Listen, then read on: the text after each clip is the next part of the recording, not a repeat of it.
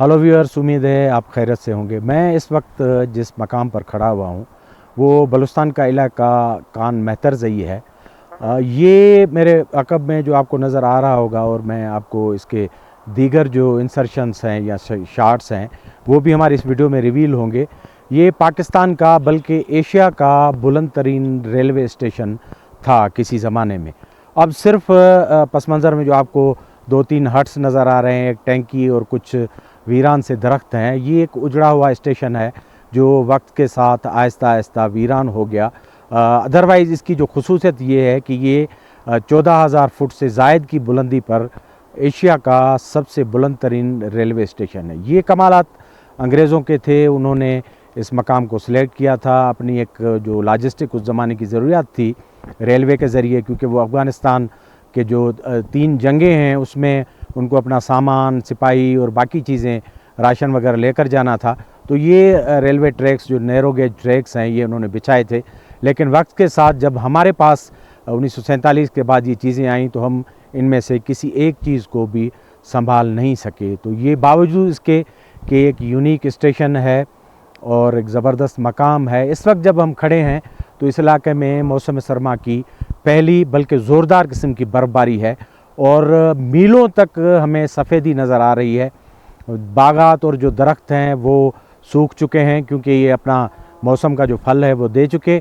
अभी जब मार्च अप्रैल होगा तो दोबारा से ये बागात जो हैं सेब के और दूसरे जो मेवा जात हैं वो ज़िंदा हो जाएंगे, और यही बर्फ़ और यही बागात इन लोगों का सालियाना गुज़र बसर का ज़रिया है। 6 महीने ये लोग एक हाइबरनेशन में होते हैं, जिस तरह दुनिया के यूरोप के या नॉर्थ पोल के ठंडे इलाके होते हैं वहाँ लोग काम नहीं कर पाते, ये लोग भी 6 महीने काम नहीं करते। लेकिन आयरनी ये है कि ये बड़ा खूबसूरत लैंडस्केप है, बड़ा ज़बरदस्त इलाका है, आप एक बड़ा वसी अरीज़ इलाका है, लेकिन यहाँ पर टूरिज़म के लिए कोई ख़ास इंतज़ामात नहीं है सरकार की तरफ से। वैसे लोग बहुत सारे आते हैं घूमने, यहाँ एक्टिविटी करने, फैमिली के साथ आ जाते हैं। जैसे कल रात से बर्फ़बारी हुई है तो बहुत सारे लोग हमें नज़र आ रहे हैं रास्तों पर, और ऐसे स्केटर्ड वो घूम रहे हैं, खेल रहे हैं और एंजॉय कर रहे हैं।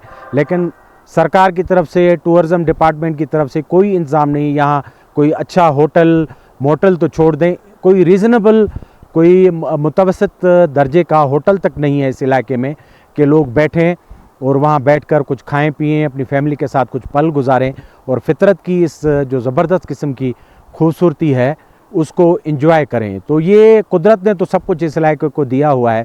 पहले भी हम कोशिश करते हैं कि हम आपको इससे आगाह करें, क्योंकि ये बलूचिस्तान के लिए सिर्फ पिकनिक का और इसका सबब नहीं है। ये जो आप सफ़ेदी देख रहे हैं और वसी और सफ़ेद मैदान देख रहे हैं, ये एक हयात का ज़रिया है। 3 महीने के बाद ये पानी आहिस्ता आहिस्ता नदियों नालों से रिस कर इस पूरे इलाके के बागात को सैराब करेगा, और लोगों की जो मईशत है और लोगों की जो माशी ज़िंदगी है वो इससे जुड़ी हुई है। यहाँ कुछ भी नहीं है अदरवाइज़, वैसे ये मादनियात का इलाका है लेकिन वो भी अंडर डेवलप्ड है, तो लोगों के लिए रोज़गार के ज़्यादा ज़राए नहीं हैं। ये बर्फ़, ये लैंडस्केप उनके लिए उनका गेम चेंजर और किस्मत बदलने वाला हो सकता है अगर यहाँ की सरकार थोड़ा इस तरफ ध्यान दे।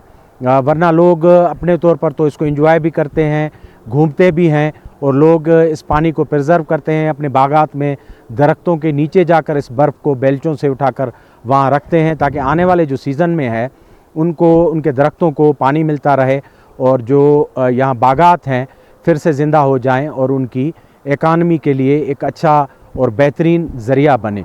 अब बलूचिस्तान के जहाँ दीगर इशू हैं, इस इलाके में भी एक अपने मखसूस मुसीबतें हैं, ख़ास तौर पर सर्दी की। लोग अपना इंतज़ाम कर लेते हैं, गोश्त वगैरह जिसको लोकली लांधी कहते हैं वो पका के रखते हैं, और बाद में इन 3-4 महीनों में वो इस गोश्त पर गुजारा करते हैं, जो इनको ना सिर्फ गर्म रखता है बल्कि इंडोर उनके सर्वाइवल का सबसे बड़ा ज़रिया होता है पूरे फैमिलीज़ का, क्योंकि बाहर कोई सब्ज़ा नहीं होता। इवन जानवरों के लिए भी चारा जो है वो नापेद हो जाता है, तो जानवरों के लिए भी ये लोग स्टोरेज कर लेते हैं और इस पूरे मौसम को जो 3-4 महीनों पर मुहित होता है उसको सस्टेन करते हैं। बाकी लोगों के लिए तो ये पिकनिक होगा, जैसे हम आए हैं और इस तारीखी स्टेशन पर खड़े हुए हैं, आपसे मुखातिब हैं, लेकिन इन लोगों के लिए ये कुदरत की तरफ से एक मईशत के लिए और इनके सर्वाइवल के लिए, लाइवलीहुड के लिए एक वेदर चेन है जो हमेशा से, जब बारिश ज़्यादा होती है, बर्फ़बारी ज़्यादा होती है, तो इन लोगों की किस्मत खुलती है। और इस तरह ये उम्मीद लगाते हैं और फोरकास्ट करते हैं कि आने वाले दिनों में इनके बागात और इनकी हरियाली जो है वो इनको पे बैक करेगी। अब बलूचिस्तान की सरकार बातें करती है बहुत सारे फील्ड्स पर, कहती है कि वो इन चीज़ों को डेवलप कर रही है, लेकिन अमली तौर पर इसके आसपास भी बहुत सारे सियाहती मकाम हैं, लेकिन उनकी तरफ से हमें कोई कोशिश नज़र नहीं आती। लोग ऐसे फितरी तौर पर निकल आते हैं इस प्लेस को ज़ियारत की तरह, और मुल्क के जो दीगर इलाके हैं, कोमरी वगैरह या हिल स्टेशंस हैं, उनकी तरह डेवलप किया जा सकता है, क्योंकि एक तो हाईवे कनेक्टिविटी है, कोयटा से सिर्फ 100 किलोमीटर के फासले पर ये जगह है, और एक तवील इलाका है जिसमें आपको घूमने फिरने की, अगर आपके पास अच्छी गाड़ी है और यहाँ अगर अच्छी रिहाइश मौजूद हो तो एक अच्छी टूरिस्ट प्लेस बन सकती है। लेकिन ये सब कुछ नहीं है, कुदरत ने सब कुछ दिया हुआ है। बलूचिस्तान कुदरत की तरफ से एक अमीर और मालामाल खित्ता है, लेकिन जो ह्यूमन इसमें इंटरवेंशन है और सरकारों का जो इंटरवेंशन है वो बहुत ही कमज़ोर है। हम उम्मीद करते हैं कि जब लोग ये वीडियो देखेंगे कि एक तासुर और रायमा बनेगा और ख़ुद हुकूमत इस तरफ ध्यान देगी कि ना सिर्फ इन लोगों के लिए एक टूरिज़म का रास्ता बने, इनके रोज़गार का एडिशनल रास्ता बने, बल्कि बलूचिस्तान की जो खूबसूरती और डाइवर्सिटी है उसको भी मुख्तलिफ़ तरीक़ों से एक्सप्लोर किया जाए और दुनिया के सामने पहुँचाया जाए। तो दोस्तों, आपको इस तरह की जो मज़ीद खूबसूरत जगह हैं बलूचिस्तान की, वो आपको घुमाते और दिखाते रहेंगे। हमारे प्रोग्राम को देखते रहें, लाइक करें और सब्सक्राइब करें। बहुत बहुत शुक्रिया।